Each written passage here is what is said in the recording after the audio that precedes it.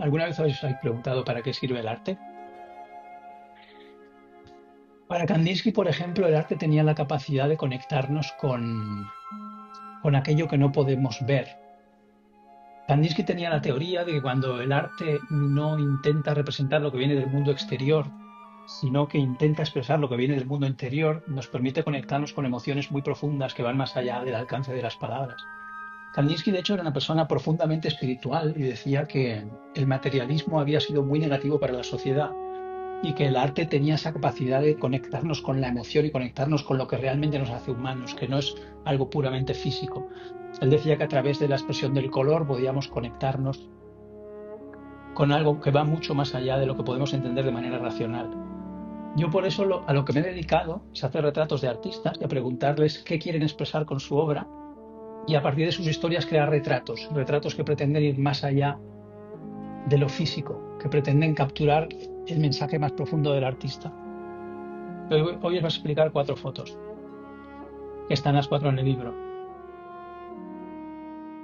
Vale, pues os voy a explicar el primero, que es el de Boogie Red. Son una pareja de artistas americanos de Estados Unidos, de Nueva York. Esta es una foto que es la que más tardé en hacer. La foto original la hicimos en el año 2019. Este soy yo haciendo la foto. Ellos son una pareja que trabajan siempre juntos. Ella se llama Boogie y él se llama Res. Cuando hicimos esta foto, ella estaba trabajando en un cuadro. Veis que tiene un cuadro aquí, que era ella con un muñeco en la mano. Y pensamos, esta foto es perfecta para hacer la fotocomposición, porque podemos hacer que ella sea la chica y él sea el muñeco. Así que les hice fotos a los dos. Él posó copiando la pose del muñeco. Es Ultraman. Y después hice la composición en Photoshop. Esta es la primera versión que les mandé, pero me dijeron que igual necesitaba más elementos. A ella le gusta meter muchos elementos en sus fotografías. Entonces le dije, vale, perfecto. Ella en sus ilustraciones siempre pone muchísimas cosas. Entonces les dije, vale, mándame algo y ponemos más elementos. Fue pasando el tiempo, llegó el año 2024, todavía no me había mandado nada. Y en el 2024 empecé a maquetar el libro. Y ahí les mandé un mensaje y les dije, oye, creo que tendríais que estar en el libro. Y ahí Susana me dijo, una de las cosas que a mí más me gusta del trabajo de Boogie Res es que siempre ponen un mensaje muy positivo. Siempre añaden frases como "We are greater together", "Do what makes you happy", significa somos más grandes, somos mejores estando todos juntos, sabes lo que te hace feliz. Entonces me dijo, yo creo que lo que le falta a la foto es eso, es algún mensaje de los que suele poner ella en la foto. Y ahí es cuando decidí ponerle un poco de texto y añadir el "Do what makes you happy". Y yo tengo la teoría de que nada sucede por casualidad, de que todo sucede por algún motivo. Y creo que esta foto estuvo esperando todos esos años porque le faltaba el "Do what makes you happy", haz lo que te hace feliz. El trabajo de Boogie Res siempre tiene ese componente muy positivo y ese componente de jugar, tanto en las fotos que hace él como en los murales y las ilustraciones que hace ella. Siempre tienen un estilo muy fresco y muy divertido. Y aquí el concepto de esta idea es que es muy importante nunca dejar de jugar. Es decir, dicen que cuando nos hacemos mayores dejamos de jugar, pero en realidad es al revés. Cuando dejamos de jugar es cuando nos hacemos mayores. Cuando somos pequeños tenemos esa capacidad de expresarnos de manera espontánea, ¿no? De hacer lo que queremos hacer, de reír cuando queremos reír, de llorar cuando queremos llorar. Y a medida que somos mayores muchas veces vamos olvidando esa espontaneidad. Eso es lo más bonito de la creatividad, ¿no? De hacer arte, que te mantiene conectado con esa esencia, porque esa pasión es precisamente el sentido de la vida, ¿no? Yo creo que todo el mundo tiene una misión, tiene algo que hacer en este mundo, y esa misión siempre está conectada con la pasión, con lo que realmente nos gusta. Cuando nos conectamos con lo que nos gusta es cuando estamos haciendo lo que hemos venido a hacer. Si os fijáis, hay gente que se desconecta de esa pasión y termina haciendo un trabajo por el dinero, porque tiene que pagar la hipoteca. Y esa gente va desconectándose cada vez más de su esencia y terminan deprimidos, terminan siendo gente que está siempre de mal humor. En cambio, las personas que mantienen su conexión con la pasión, que puede ser cualquier cosa, puede ser una creación artística, puede ser cuidar de animales, puede ser tener una guardería, puede ser profesor, puede ser escribir poesía, puede ser tocar música. La gente que mantiene esa conexión con la pasión brilla. ¿Os habéis fijado que hay gente que brilla? Brillan porque están conectados con su esencia, con su pasión y eso les conecta con su misión. Sin embargo, hay gente que no brilla, que está cada vez peor, ¿no? Es porque se desconectan de esa pasión. Eso es lo importante del acto creativo. El acto creativo es conectar con esa pasión y cuando tú estás haciendo algo que realmente te gusta, es cuando estás trayendo al mundo lo que tú has venido a traer. Todo el mundo trae un regalo, todo el mundo tiene algo que traer. Y eso solo lo podemos traer cuando hacemos algo que nos hace feliz. Ese es el concepto de esta foto. Haz lo que te hace feliz, nunca dejes de jugar. Nunca pierdas ese niño interior, porque en realidad ese niño interior no es un niño. Ese niño interior eres tú. Tú tienes la capacidad de expresarte de manera espontánea, de reír, de jugar, de llorar. Cuando tú pierdes esa capacidad, no estás perdiendo a tu niño interior. Estás perdiéndote a ti mismo, porque cuando tú llegaste a este mundo tenías esa capacidad. Y por eso esta foto estuvo esperando 5 años, desde que la hicimos hasta que se la mandé, hasta que añadí el texto, porque ese era el mensaje de la foto. Haz lo que te hace feliz. Nunca dejes de hacer lo que te hace feliz. Eso es vital. Vale, la siguiente que vamos a explicar es la de Camila Derico, Los Tres Dragones. Camila Derico es una artista canadiense, pero tiene un estilo muy manga, muy japonés. Y en esta foto los tres dragones representan los procesos de pensamiento en los que nos metemos muchas veces. Tiene los ojos tapados por el ala de uno de los dragones, porque a veces cuando pensamos demasiado eso nos puede nublar la vista, según el tipo de ideas y de pensamientos que tengamos.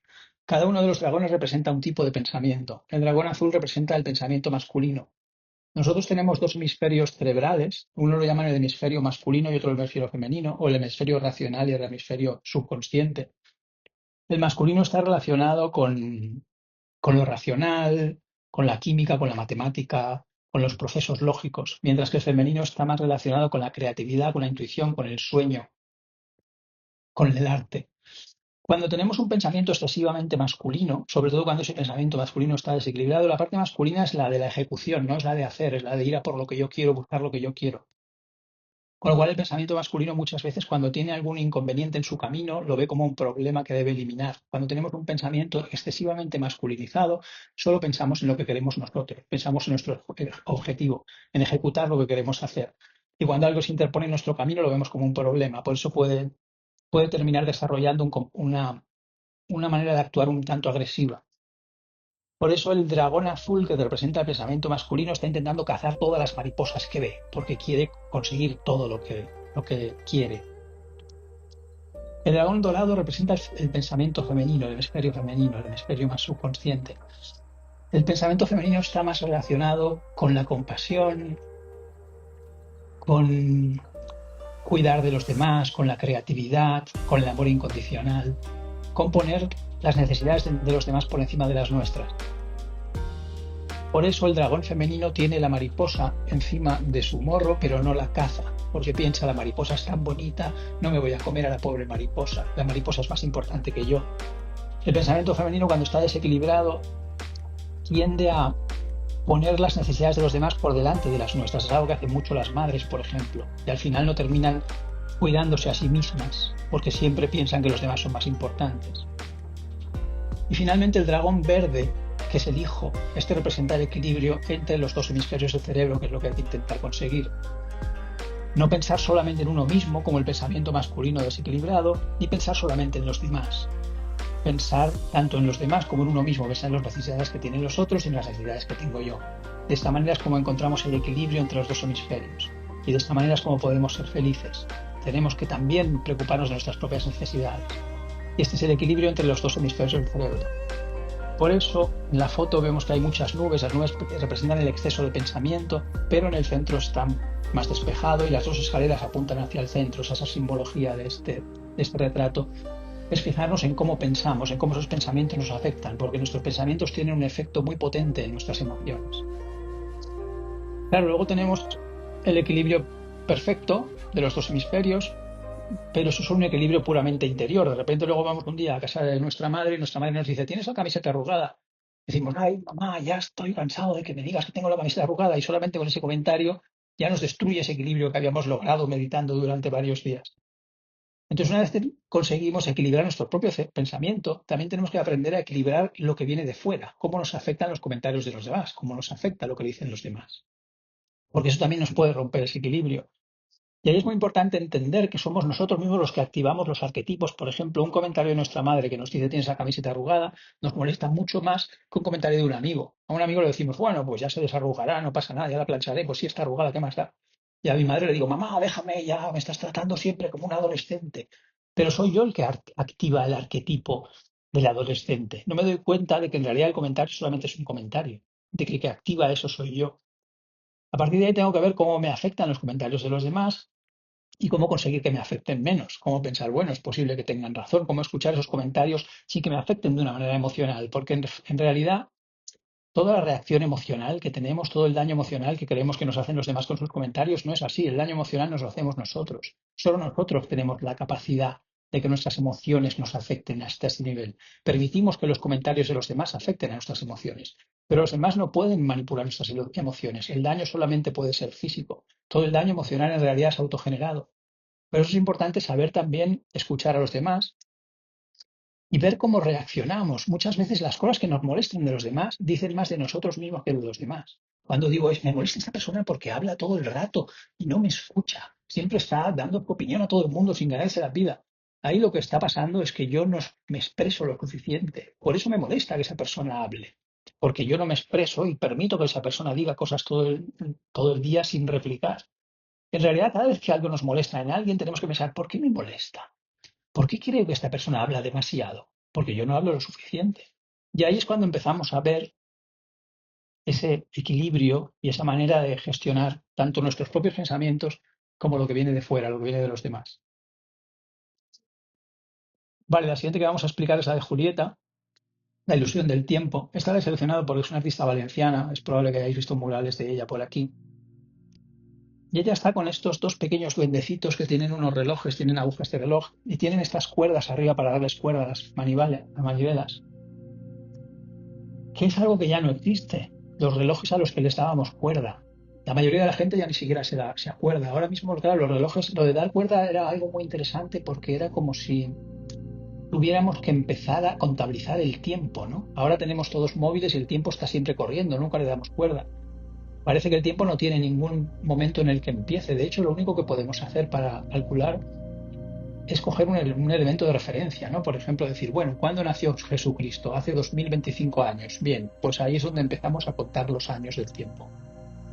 Pero no sabemos en realidad cuándo empieza el tiempo ni cuándo termina el tiempo. De hecho, el tiempo parece no haber empezado nunca y parece que nunca va a terminar. De hecho, incluso, no sé, si hubiera una hecatombe y la extinción de la humanidad, el tiempo tampoco terminaría, continuaría, ¿no? Parece que el tiempo en sí mismo es eterno. Pero algo eterno en realidad no puede ser eterno dentro del tiempo. Algo eterno solo puede ser algo que existe de manera atemporal.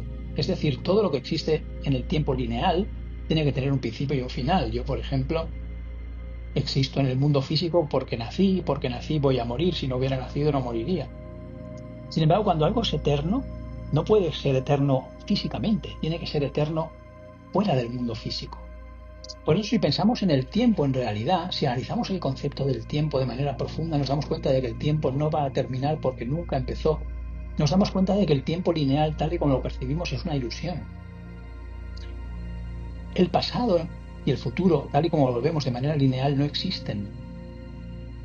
El pasado son nuestros recuerdos y el futuro son nuestros proyectos. Pero soy yo mismo el que desde este momento proyecta el pasado y planea el futuro. Es decir, yo recuerdo mis recuerdos y yo planeo o proyecto lo que voy a hacer en el futuro. Pero todo lo que pasó en el pasado pasó en el ahora. Y todo lo que pasará en el futuro pasará en el ahora. Lo único que existe es el ahora. Lo único que existe es el presente. Y desde este momento presente, yo, desde mi conciencia, yo proyecto el pasado y el futuro, recreo el pasado recordándolo, creo el futuro planificándolo. Pero ni el pasado ni el futuro existen. ¿Alguna vez os habéis planteado esto? El tiempo en sí mismo no existe, solo existe el eterno presente. Creemos que iremos a la eternidad cuando nos muramos, pero ya vivimos en el eterno presente, no existe nada más que el presente. Cuando empezamos a entender el tiempo, cómo funciona realmente, también podemos entender qué es lo que somos realmente nosotros, porque si entendemos el tiempo real, entendemos que solo existe la hora, también entenderemos que mi yo en el tiempo lineal, hasta cierto punto, también debe ser ilusorio. El yo más profundo, el yo real, debe ser el yo atemporal, debe ser la conciencia que recuerda, la conciencia que planea. Si yo me fijo en cómo soy yo a los 5 años ya sabía que era yo, y a los 40 años sé que soy yo y a los 50 y a los 80 sabré que soy yo. Pero lo que me hace saber que soy yo no es algo físico, es mi conciencia. Y esa conciencia en sí misma, al no ser física, esa energía no puede ni crearse ni destruirse, solo transformarse. Lo que yo soy a nivel más profundo en realidad es esa conciencia. Y esa conciencia es atemporal. La realidad en sí misma es atemporal. Solamente existe ese momento, el presente. Y eso es lo que representa esta foto. Por eso ella está congelada en el tiempo, como si fuera una muñeca de porcelana.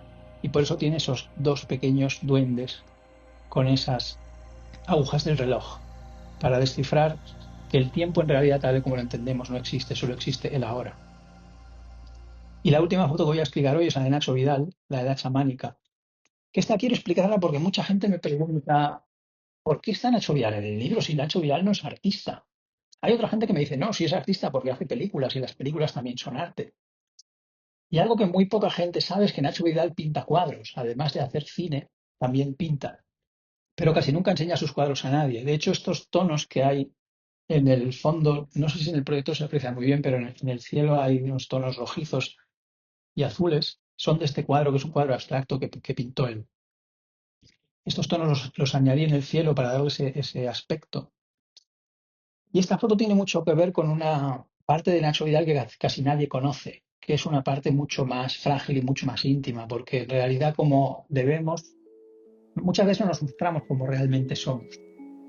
Mm, y luego nos quejamos, la gente no me ve como soy, pero es que somos nosotros mismos los que no nos mostramos como realmente somos.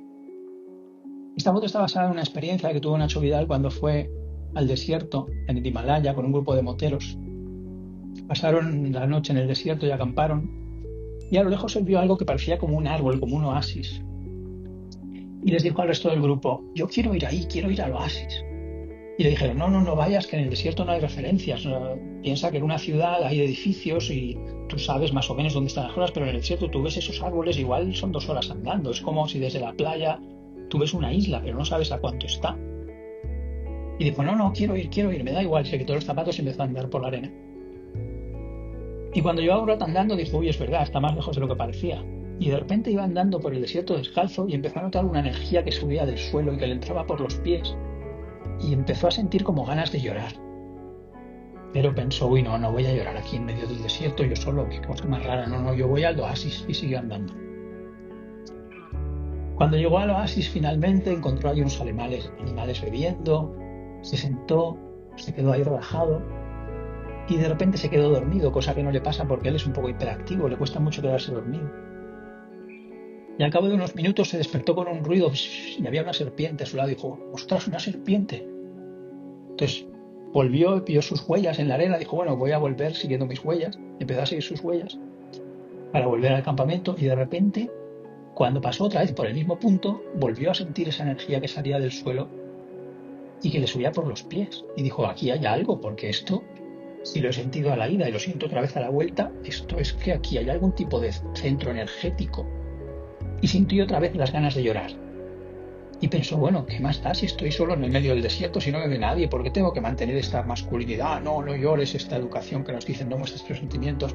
Pues voy a llorar, estoy aquí solo, ¿qué más da?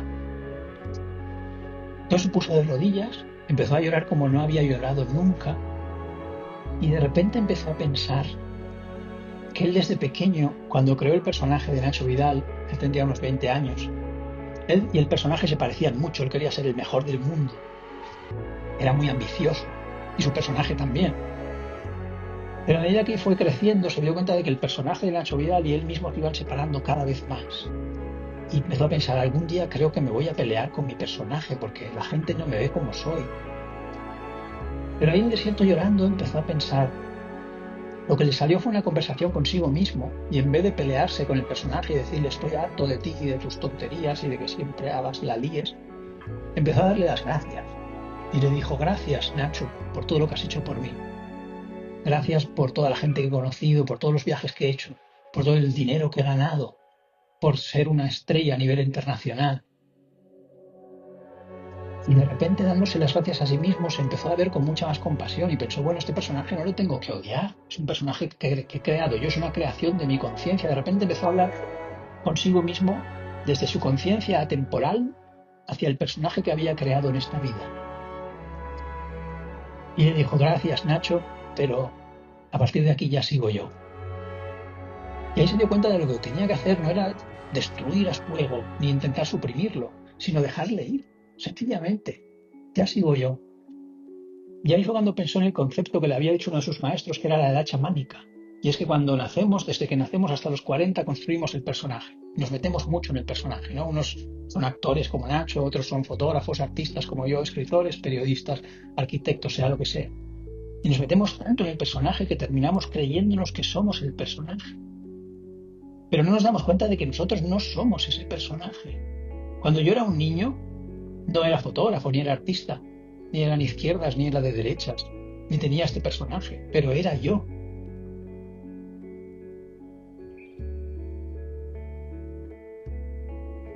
Ese personaje es una construcción de tu conciencia que ha creado en esta encarnación, en esta vida tú has creado ese personaje, pero ese personaje no eres tú eres mucho más que eso. Tú eres la conciencia capaz de crear ese personaje, capaz de sentir a través de ese personaje, capaz de sentir amor, de sentir rabia, de sentir odio, todas las sensaciones que tú sientes, las siente tu conciencia a través de ese personaje.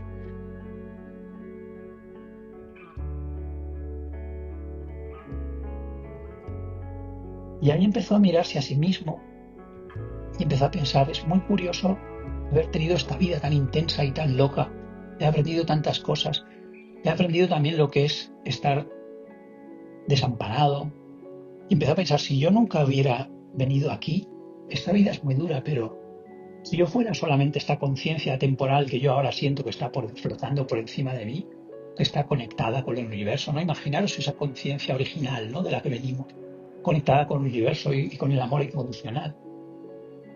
Yo desde ahí nunca habría sabido lo que es estar solo, o haber sido traicionado, o sentirme desamparado, porque es imposible. Intenta desde ahí sentir miedo o sentir soledad. No puedes. Pero cuando estás aquí, cuando estás desconectado, entonces pasas por todas esas experiencias y sabes lo que es, y sabes lo duro que es. Y cuando alguien te dice, me siento solo, siento que alguien que quería me ha traicionado, siento que nadie me comprende, lo puedes entender, porque has pasado por eso tú mismo. Ese es el regalo de la vida, es la compasión.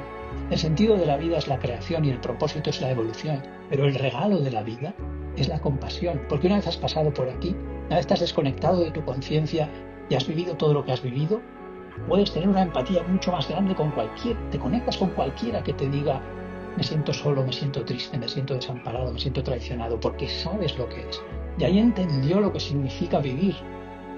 Aunque sea algo tan duro, es a la vez algo tan bonito, porque te hace entender todas esas cosas que de otra manera no habrías entendido. Y ahí, después de llorar solo en el desierto, se levantó, siguió sus huellas hasta el campamento. Le dijeron, has tardado muchísimo, no sabíamos qué te había pasado.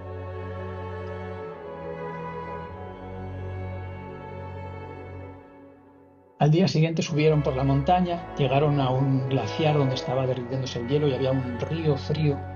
Y él dijo, me quiero meter en el río. Le dijeron, no, no te metas, hay unas corrientes muy fuertes, está casi congelado, ¿no? Y ahí cuando quiere hacer algo lo hace.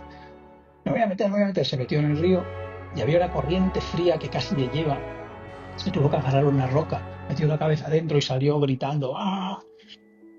Y ahí dice, esto fue como un bautismo. De repente era como yo mismo bautizándome porque ahora soy yo.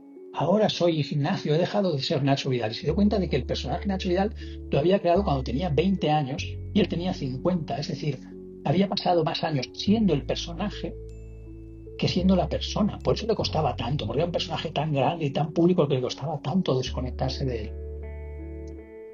Y ahí empezó a acordarse, dice, ya sé por qué sigo aquí, porque él recordó un momento en el que tuvo una experiencia cercana a la muerte. Él tiene una enfermedad que es el síndrome de Reiter, que es muy dolorosa, entonces le dieron morfina y le dijeron, tómate siempre solamente una píldora, nunca te tomes dos. Pero un día le dolía tanto que se tomó dos. Y empezó a relajarse, a quedarse dormido. Y de repente cuando se quedaba dormido oía una voz que decía, no te duermas, despierta. Y se despertaba de repente, ostras, me he quedado dormido y he oído una voz que me decía que despertara, que vamos a amarrar. Bueno, voy a ver la tele. Se quedaba otra vez dormido. Y cada vez que se quedaba dormido oía la misma voz, no, vuelve. Y se despertaba.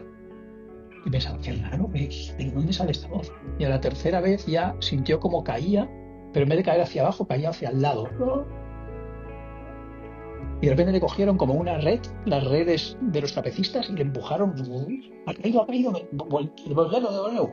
Y entró en su cuerpo y se despertó así, ostras. Y dijo, ay, vale, ya sé lo que pasa. No me estoy quedando dormido. Me estoy muriendo. Por esto me vuelven. Y entonces llamó a su expareja, a su mujer, que es una persona que siempre ha estado ahí para ayudarle. Y le dijo, háblame porque es que creo que si no me hablas me voy a morir. Se pasó 2 horas hablando. Y ahí pensó, creo que me queda algo muy importante por hacer en esta vida porque no me dejan irme todavía. Y en el desierto se dio cuenta de que lo que le quedaba era muy importante. Era entender qué era él realmente. Él era la conciencia, no era el personaje. Y a partir de ahí empezó a conectarse con su conciencia. Pero se dio cuenta de que no era tan fácil, de que el personaje a veces volvía y tenía que mantenerlo bajo control. Por eso en la historia, en esta foto, está el árbol que representa el oasis, está la huella de la serpiente representa la serpiente que él vio, representa la energía kundalini, que es la energía de la vida, que la tenemos todos dentro, pero la tierra también. Quizá por donde él estaba pasando en ese momento estaba esa energía. Y está el pájaro, que representa el ave fénix, que representa el renacer, el resurgir, porque ese fue un momento el que para él fue como un renacimiento. Y esas son las 4 historias que os he contado hoy. En el libro tenéis muchas más. Si os han gustado, en mi canal de YouTube, youtube.com/drgeis, tenéis muchas más historias de muchos más artistas. Muchas gracias por venir.